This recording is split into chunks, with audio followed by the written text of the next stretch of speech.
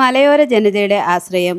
Payyanur railway സ്റ്റേഷനിൽ കൂടുതൽ ട്രെയിനുകൾക്കും സ്റ്റോപ്പുകൾക്കുമായി ജനകീയ ആവശ്യം ശക്തമാകുന്നു.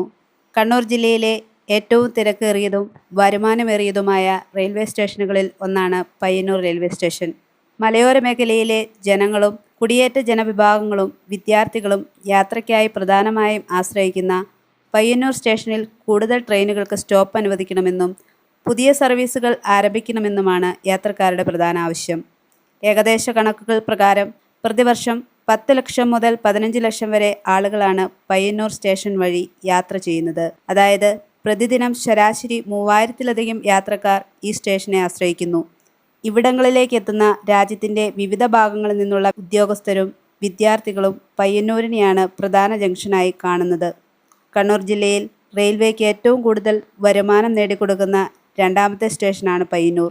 ഏകദേശം 24 കോടി രൂപയാണ് സ്റ്റേഷന്റെ വാർഷിക വരുമാനം.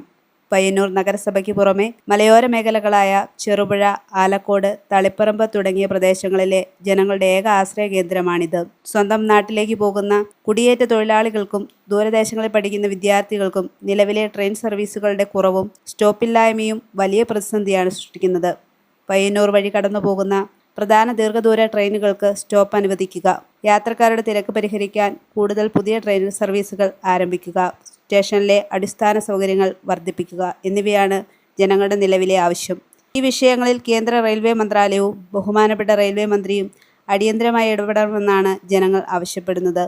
യാത്രക്കാരുടെ ബുദ്ധിമുട്ടുകൾ പരിഹരിക്കുന്നതിനായി പ്രാദേശിക MLA അടക്കമുള്ള ജനപ്രതിനിധികൾ ശ്രദ്ധ കേന്ദ്രീകരിക്കണമെന്നും യാത്രാക്ലേശത്തിന് ശാശ്വത പരിഹാരം കാണണമെന്നുമാണ് മലയോര ജനതയുടെയും വിവിധ ജനകീയ കൂട്ടായ്മകളുടെയും ആവശ്യം.